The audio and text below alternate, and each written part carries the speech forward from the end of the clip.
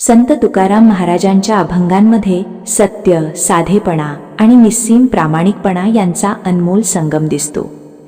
त्यांनी आपल्या जीवनातून आणि वाणीतून लोकांना खरी भक्ती म्हणजे काय हे शिकवले.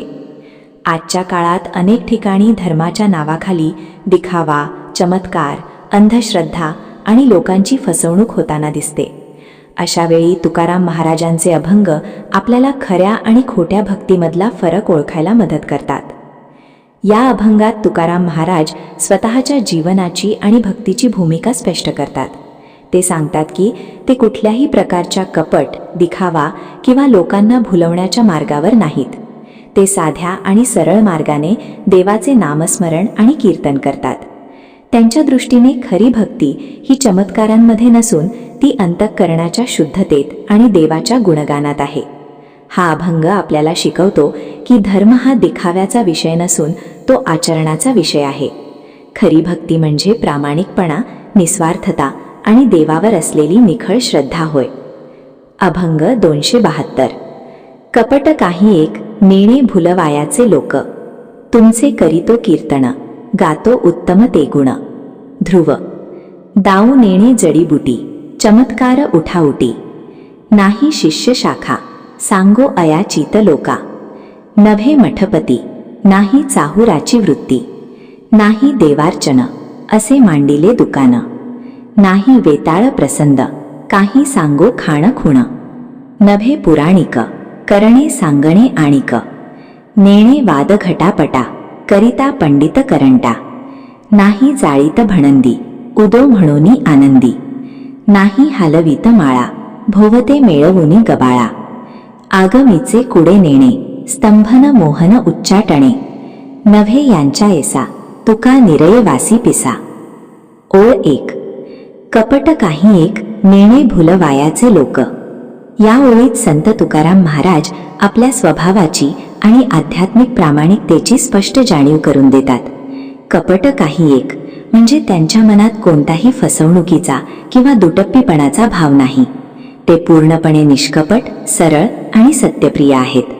भुलवायाचे लोक या वाक्यातून ते सांगतात की त्यांना लोकांना भुलवण्याची, खोट्या गोष्टी सांगून आकर्षित करण्याची किंवा चमत्कार दाखवून लोकांची फसवणूक करण्याची अजिबात इच्छा नाही. त्या काळात अनेक जण धार्मिकतेच्या नावाखाली लोकांना चुकीच्या मार्गावर नेत होते, पण तुकाराम महाराजांचा मार्ग याच्या अगदी विरुद्ध आहे. ते केवळ सत्य, भक्ती आणि नामस्मरण यांवर भर देतात. त्यांच्या दृष्टीने भक्ती म्हणजे दिखावा नव्हे, तर ती अंतःकरणातून येणारी प्रामाणिक भावना आहे. या ओळीतून ते समाजाला एक महत्त्वाचा संदेश देतात की खऱ्या आध्यात्मिकतेत कोणताही दिखावा किंवा फसवणूक नसते, तर ती शुद्ध आणि निस्वार्थ असते. ओ ध्रुवपद. तुमचे करीतो कीर्तन, गातो उत्तम ते गुण. या ओळीत संत तुकाराम महाराज परमेश्वराशी असलेले आपले नाते अत्यंत भावपूर्ण पद्धतीने व्यक्त करतात. तुमचे करीतो कीर्तन म्हणजे ते सांगतात की मी फक्त तुझंच, देवाचं कीर्तन करतो, तुझ्या नावाचं, तुझ्या कार्याचं गुणगान करतो. त्यांच्या दृष्टीने कीर्तन हे केवळ गाणं किंवा परंपरा नसून ते भक्ती व्यक्त करण्याचं एक प्रभावी साधन आहे. गातो उत्तम ते गुण या वाक्यातून ते स्पष्ट करतात की ते देवाच्या श्रेष्ठ, पवित्र आणि कल्याणकारी गुणांचं वर्णन करतात. तुकाराम महाराजांसाठी कीर्तन म्हणजे लोकांना सत्य, सदाचार आणि भक्तीचा मार्ग दाखवणं. ते स्वतःसाठी नव्हे, तर समाजाच्या कल्याणासाठी देवाचं नामस्मरण आणि गुणगान करतात. या ओळीतून एक महत्त्वाचा संदेश मिळतो की आपणही आपल्या जीवनात चांगल्या गोष्टींचं गुणगान करावं, सकारात्मकता पसरावी आणि देवाशी नातं दृढ करावं. खरी भक्ती ही केवळ शब्दात नसून ती आपल्या कृतीत आणि भावनेत दिसली पाहिजे. ओळ 2. दाऊ नेणे जडीबुटी, चमत्कार उठाउटी. या ओळीत संत तुकाराम महाराज अत्यंत साधेपणाने आणि प्रामाणिकपणे आपली भूमिका व्यक्त करतात. ते म्हणतात की मला कोणत्याही जडीबुटी, औषधी किंवा चमत्कारिक शक्तींचं ज्ञान नाही, म्हणजेच मी लोकांना फसवण्यासाठी किंवा त्यांच्यावर प्रभाव टाकण्यासाठी कोणतेही दिखाऊ चमत्कार करू शकत नाही. येथे महाराज समाजातील त्या प्रवृत्तीवर प्रकाश टाकतात जिथे काही लोक स्वतःला मोठे सिद्ध, बाबा किंवा चमत्कार करणारे म्हणून दाखवतात आणि लोकांची दिशाभूल करतात. तुकाराम महाराजांचा संदेश स्पष्ट आहे. खरा अध्यात्म हा चमत्कारांमध्ये नसून तो साधेपणा, सत्य आणि नामस्मरणात आहे. ते सांगतात की लोकांनी बाह्य दिखाव्याला भुलून जाऊ नये, तर खरी भक्ती आणि प्रामाणिक जीवन याकडे लक्ष द्यावे. त्यांच्या दृष्टीने देव प्राप्त करण्यासाठी कोणत्याही जादू किंवा चमत्काराची गरज नाही. मनाची शुद्धता आणि भगवंतावरची निष्ठा हीच खरी साधना आहे.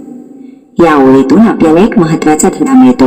अंधश्रद्धा टाळा आणि सत्य, साधेपणा आणि प्रामाणिकपणावर विश्वास ठेवा. ओळ 3. नाही शिष्य शाखा सांगो अया चित लोका.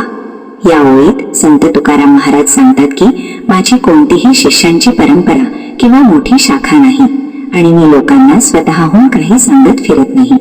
याचा अर्थ असा की ते स्वतःला गुरुपदावर बसवून लोकांना आपले अनुयायी बनवण्याचा प्रयत्न करत नाहीत. त्या काळात अनेक जण स्वतःभोवती शिष्यांची मोठी फळी तयार करून प्रतिष्ठा आणि प्रभाव वाढवण्याचा प्रयत्न करत होते. पण तुकाराम महाराजांचा मार्ग यापेक्षा पूर्णपणे वेगळा होता. ते म्हणतात की जो कोणी स्वतःहून येईल, भक्तीची ओढ घेऊन येईल, त्यालाच मी मार्गदर्शन करतो. मी कोणावरही विचार किंवा श्रद्धा लादत नाही. ही भूमिका त्यांच्या प्रामाणिकतेची आणि निरहंकार वृत्तीची ओळख करून देते. त्यांच्या दृष्टीने भक्ती ही स्वेच्छेने आणि अंतःकरणातून यायला हवी. ती जबरदस्तीने किंवा प्रभाव टाकून निर्माण होत नाही. या ओळीतून आपल्याला शिकायला मिळते की खरा संत कधीही लोकांना आकर्षित करण्यासाठी दिखावा करत नाही किंवा आपली सत्ता वाढवण्याचा प्रयत्न करत नाही. तो फक्त सत्य सांगतो आणि जो ते स्वीकारेल त्यालाच मार्ग दाखवतो. ओळ 4. नव्हे मठपती नाही चाहुराची वृत्ती. या ओळीत संत तुकाराम महाराज स्पष्ट सांगतात की ते कोणत्याही मठाचे प्रमुख नाहीत, म्हणजे मठपती नाहीत आणि त्यांना चारही दिशांना फिरून लोकांकडून काही मिळवण्याची म्हणजे चाहुराची वृत्ती, इच्छा नाही. त्या काळात अनेक साधू संत मठ स्थापन करून त्यातून मान, सन्मान, संपत्ती किंवा सत्ता मिळवण्याचा प्रयत्न करत होते. पण तुकाराम महाराज या सर्व गोष्टींपासून दूर राहतात. मठपती म्हणजे एखाद्या धार्मिक संस्थेचा प्रमुख होणे, ज्यामुळे प्रतिष्ठा आणि अनुयायी मिळतात. परंतु तुकाराम महाराजांना अशा पदाचा कोणताही मोह नाही. तसेच चाहुराची वृत्ती म्हणजे लोकांकडून काहीतरी मिळवण्यासाठी चारही बाजूंनी फिरणे, मागणे किंवा अपेक्षा ठेवणे. तुकाराम महाराज म्हणतात की त्यांच्या मनात अशी कोणतीही अपेक्षा नाही. या ओळीतून त्यांचा साधेपणा, स्वावलंबन आणि निस्वार्थ वृत्ती दिसून येते. ते केवळ देवभक्ती आणि कीर्तन यांवर लक्ष केंद्रित करतात. कोणत्याही प्रकारच्या भौतिक लाभाच्या मागे लागत नाहीत. आपल्यासाठीही हा मोठा संदेश आहे की खऱ्या भक्तीत स्वार्थ, लोभ किंवा प्रतिष्ठेची इच्छा नसावी. ती फक्त श्रद्धा आणि प्रेमातूनच असावी. ओळ 5. नाही देवार्चना असे मांडिले दुकान. या ओळीत संत तुकाराम महाराज अत्यंत स्पष्ट आणि ठाम शब्दात एक महत्वाचा संदेश देतात. ते म्हणतात की मी देवपूजा म्हणजे देवार्चन हा व्यवसाय करून दुकानासारखा मांडलेला नाही. म्हणजेच देवभक्तीला त्यांनी कधीही व्यापार बनवले नाही. त्या काळात आणि आजही काही लोक धर्म आणि देवाच्या नावावर पैसे कमवण्याचा प्रयत्न करतात. पूजा, विधी, जप, यज्ञ यांना एक प्रकारचा व्यवहार बनवून लोकांकडून पैसा घेतला जातो. पण तुकाराम महाराज या गोष्टीपासून पूर्णपणे दूर राहतात. त्यांची भक्ती ही निस्वार्थ आहे, त्यामागे कोणताही आर्थिक हेतू नाही. दुकान मांडणे या शब्दांतून त्यांनी खूप तीव्र टीका केली आहे. जसे एखादा व्यापारी आपलं दुकान उघडतो आणि वस्तू विकतो, तसं काही लोक देवपूजेलाही विक्रीचा विषय बनवतात. पण खरी भक्ती अशी नसते. ती मनातून, प्रेमातून आणि श्रद्धेतून येते, पैशातून नाही. या ओळीतून आपल्याला एक मोठा धडा मिळतो. देवाला मिळवण्यासाठी पैशांची गरज नसते, तर शुद्ध मनाची गरज असते. भक्ती कधीही व्यवहार नसते, ती नेहमीच नातं असते, भक्त आणि भगवंत यांच्यातलं पवित्र नातं. ओळ 6. नाही वेताळ प्रसन्न काही सांगू खाणं खुणं. या ओळीत संत तुकाराम महाराज अंधश्रद्धा, भूताखेतांच्या गोष्टी आणि खोट्या चमत्कारांवर कठोर प्रहार करतात. ते म्हणतात की मी वेताळ म्हणजे भूतप्रेत प्रसन्न करून काही गुपित सांगणारा, खुणा दाखवणारा किंवा लोकांना फसवणारा नाही. त्या काळात अनेक लोक वेताळ, भूत, जादूटोण यांच्या नावावर लोकांना घाबरून त्यांच्याकडून पैसे किंवा मान मिळवत असत. खाण खून सांगणे म्हणजे भविष्यातील गोष्टी सांगणे, गुप्त चिन्ह दाखवणे किंवा काहीतरी अलौकिक ज्ञान असल्याचं आवडणे. पण तुकाराम महाराज स्पष्ट सांगतात की त्यांना अशा गोष्टींचा काहीही ज्ञान नाही आणि ते अशा प्रकारच्या फसवणुकीपासून दूर आहेत. ही ओळ आपल्याला सांगते की खरा संत कधीही लोकांना घाबरवून किंवा अंधश्रद्धेत अडकवून आपली सत्ता निर्माण करत नाही. तो नेहमी सत्य, साधेपणा आणि श्रद्धेचा मार्ग दाखवतो. आजच्या काळातही अशा प्रकारचे अनेक लोक दिसतात जे चमत्कार, भूत, भविष्यवाणी यांच्या नावावर लोकांना फसवतात. पण संतांचा संदेश स्पष्ट आहे. देवभक्ती ही अंधश्रद्धेवर नाही तर विश्वास आणि सत्यावर आधारित असते. ओळ 6. नव्हे पुराणिक, करणे सांगणे आणिक. या ओळीत संत तुकाराम महाराज सांगतात की ते पुराणिक नाहीत, म्हणजे फक्त पुराणातील कथा सांगणारे, पण स्वतः त्या आचरणात न आणणारे नाहीत. करणे सांगणे आणिक याचा अर्थ असा की काही लोक बोलतात एक आणि करतात दुसरं. तुकाराम महाराज यांच्यापासून दूर आहेत. त्या काळात अनेक जण पुराणातील गोष्टी सांगून लोकांना प्रभावित करत, पण त्यांच्या स्वतःच्या जीवनात त्या शिकवणीचा अभाव असे. तुकाराम महाराज स्पष्ट करतात की त्यांच्या भक्तीत आणि उपदेशात शब्द आणि आचरण यात फरक नाही. ते जे सांगतात ते स्वतः जगतात. ही ओळ आपल्याला एक महत्वाचा धडा देते. खरे आध्यात्मिक जीवन हे केवळ बोलण्यात नसून आचरणात असते. ज्ञान सांगणे सोपे आहे, पण ते जगणे कठीण आहे. तुकाराम महाराजांचा मार्ग म्हणजे प्रामाणिकपणे, साधेपणा आणि कृतीतून दिसणारी भक्ती. आजच्या काळातही. ओळ 8. मिळणे वाद घटापटा, करिता पंडित करंटा. 8. या ओळीत संत तुकाराम महाराज सांगतात की त्यांना वादविवाद, तर्ककुतर्क किंवा शाब्दिक भांडण करण्यात काहीही रस नाही. वाद घटापटा म्हणजे निरर्थक चर्चा, वाद घालणे आणि स्वतःला मोठं सिद्ध करण्यासाठी केलेले बोलाचे खेळ. पंडित करंटा म्हणजे असे लोक जे स्वतःला विद्वान समजतात, पण त्यांचे ज्ञान केवळ वादापुरतेच मर्यादित असते. तुकाराम महाराज स्पष्ट करतात की खरा आध्यात्मिक मार्ग हा वादातून नाही तर अनुभवातून आणि भक्तीतून मिळतो. वाद करून कोणीही देव मिळवू शकत नाही. उलट अशा वादामुळे अहंकार वाढतो आणि मन शांत राहत नाही. त्या काळात अनेक पंडित एकमेकांशी वाद घालून स्वतःचं ज्ञान दाखवण्याचा प्रयत्न करत, पण तुकाराम महाराजांना हे मान्य नव्हतं. त्यांच्यासाठी साधेपणा, प्रेम आणि नामस्मरण हेच खरे साधन होते. या ओळीतून आपल्याला शिकवण मिळते की ज्ञानाचा खरा उपयोग हा वाद घालण्यासाठी नसून जीवन सुधारण्यासाठी असतो. वादाने अहंकार वाढतो, पण भक्तीने मन शांत होतं. त्यामुळे निरर्थक चर्चा टाळून साधेपणाने आणि प्रेमाने देवाची आठवण ठेवणं हाच खरा मार्ग आहे. ओळ 9. नाही जाळीत भंडी, उदो म्हणून आनंदी. 9. या ओळीत संत तुकाराम महाराज खोट्या दिखाव्यावर आणि बाह्य प्रदर्शनावर प्रहार करतात. भंडी जाळीत म्हणजे मोठमोठ्या घोषणा देणे, आवाज करून लोकांचं लक्ष वेधून घेणे किंवा भक्तीचा दिखावा करणे. उदो म्हणून आनंदी म्हणजे केवळ ओरडून, गोंगाट करून किंवा नाव घेतल्याचा आव आणून आनंद व्यक्त करणे. तुकाराम महाराज सांगतात की ते अशा प्रकारची दिखाऊ भक्ती करत नाहीत. त्यांच्यासाठी भक्ती म्हणजे शांत, मनापासून केलेले नामस्मरण आणि देवावरची खरी श्रद्धा. केवळ आवाज करून किंवा लोकांसमोर भक्ती दाखवून काही साध्य होत नाही. त्या काळात काही लोक मोठ्या आवाजात भजन, घोषणा करून स्वतःला भक्त दाखवत असत, पण त्यांच्या मनात खऱ्या अर्थाने भक्ती नव्हती. तुकाराम महाराज अशा ढोंगीपणाला नाकारतात. ही ओळ आपल्याला शिकवते की भक्ती ही बाहेरून दाखवण्याची गोष्ट नाही, तर ती मनातून अनुभवण्याची गोष्ट आहे. खरा आनंद हा शांत, निरपेक्ष भक्तीत असतो, गोंगाटात नाही. त्यामुळे आपण ही दिखावा टाळून मनापासून देवाचं नामस्मरण करायला हवे. ओळ 10. नाही हालवित माळा, भोवते मिळविनी गबाळा. 10. या ओळीत संत तुकाराम महाराज बाह्य दिखाव्याच्या भक्तीवर पुन्हा एकदा कठोर टीका करतात. हालवित माळा म्हणजे हातात माळ घेऊन नामजप केल्याचा दिखावा करणे, पण मन मात्र दुसरीकडे असणे. भोवते मिळविनी गबाळा म्हणजे भोळ्या लोकांना भोवती गोळा करून स्वतःला मोठा संत किंवा गुरु दाखवणे. तुकाराम महाराज सांगतात की ते अशा प्रकारे माळ फिरवत लोकांना जमा करून स्वतःची प्रतिमा निर्माण करणारे नाहीत. त्यांच्यासाठी भक्ती म्हणजे मनापासून केलेले नामस्मरण, जे दिखाव्यासाठी नसते.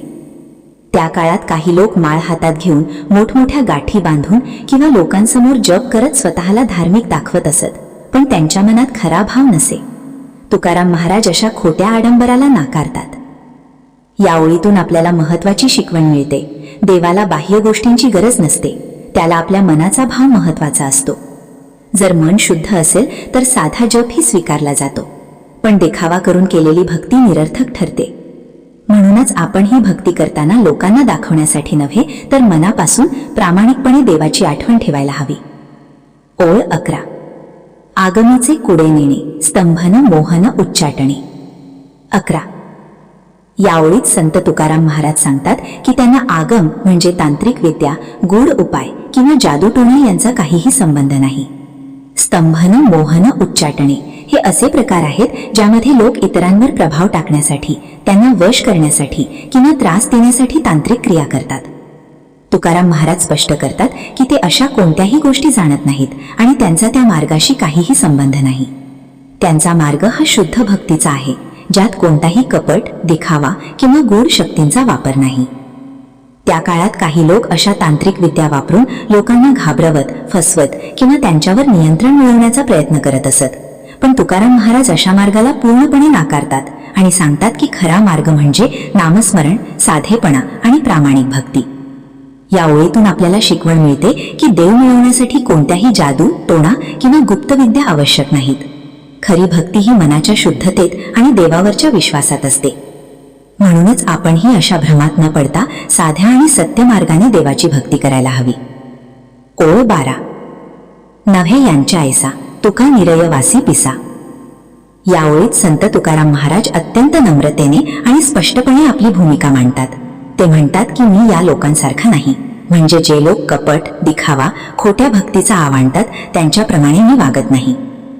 तुका निरयवासी पिसा या शब्दात ते स्वतःला अगदी साधा, नगण्य आणि कुठल्याही दिखाव्यापासून दूर असलेला माणूस मांडतात.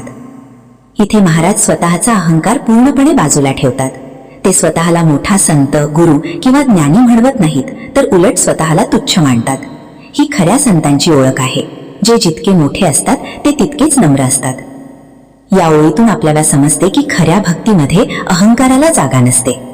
जो स्वतःला मोठा समजतो तो देवापासून दूर जातो, पण जो स्वतःला लहान, साधा आणि सेवक मानतो तो देवाच्या अधिक जातो. तुकाराम महाराज सांगतात की मी फक्त साधा भक्त आहे. मला कोणतीही विशेष विद्या, चमत्कार किंवा दिखावा माहीत नाही. माझा मार्ग फक्त नामस्मरण आणि प्रामाणिक भक्तीचा आहे. ही ओळ आपल्याला नम्रतेची आणि खऱ्या भक्तीची सुंदर शिकवण देते. शिकवण. या अभंगातून आपल्याला एक अत्यंत महत्वाची शिकवण मिळते की खरी भक्ती ही कधीच दिखाव्यावर आधारित नसते. संत तुकाराम महाराज आपल्याला सांगतात की देव मिळवण्यासाठी मोठेपणा, अहंकार किंवा खोटा आव आणण्याची गरज नाही. उलट नम्रता, साधेपणा आणि प्रामाणिकपणा हेच खऱ्या भक्तीचे आधार आहेत. जो मनुष्य स्वतःला मोठा समजतो तो हळूहळू देवापासून दूर जातो, पण जो स्वतःला लहान, साधा आणि सेवक मानतो तो देवाच्या अधिक जातो. आजच्या काळात अनेक ठिकाणी धर्माच्या नावाखाली दिखावा आणि स्वार्थ दिसून येतो, पण आपण त्यापासून दूर राहून खरी भक्ती स्वीकारली पाहिजे. आपल्या मनात कोणताही अहंकार न ठेवता फक्त श्रद्धा आणि प्रेमाने देवाचं नाम घेत राहणं हीच खरी साधना आहे. मित्रांनो, जीवनात कितीही मोठं व्हा, पण मनाने नेहमी नम्र आणि साधे राहा. देवाला तुमचा दिखावा नाही, तर तुमचं खरं मन पाहिजे असतं. म्हणूनच तुकाराम महाराजांचा हा संदेश आपल्या आयुष्यात उतरवूया आणि खरी भक्ती स्वीकारूया. रामकृष्ण हरी. असा आध्यात्मिक आणि प्रेरणादायी कंटेंट पाहण्यासाठी आपल्या ज्ञानाची शिबिर या चॅनलला नक्की सबस्क्राईब करा. रामकृष्ण हरी.